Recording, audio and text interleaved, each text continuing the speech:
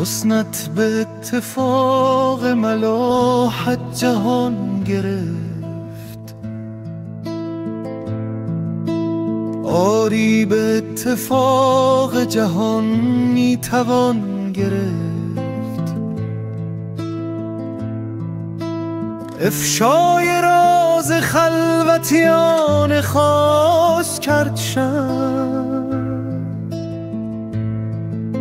شکر خدا که سر دلاش در زبان گرفت. زین آتش نهفته که در سینه من است، خورشید شعله هایی است که در آسمان گرفت.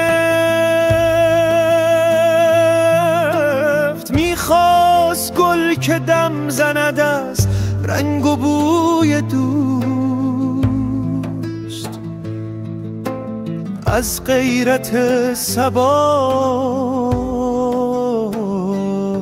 نفس در دهان گرفت.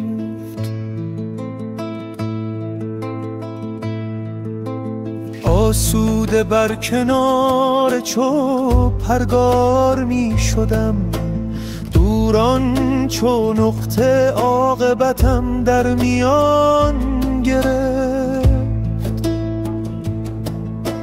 آن روز شوق ساغر می خرمنم بسود، کاتش ز عکس عارض ساقی در آن گرفت. خواهم شدن به کوی مغان آستین فشان، زین فتنه ها که دامن آخر زمان گرفت. میخور که هر که آخر کار جهان بدید،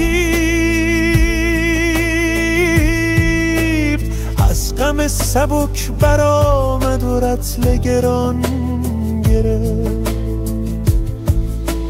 بر برگ گل به خون شقایق نوشتهانت، چون کس که پخته شد می چون ارغوان گرفت.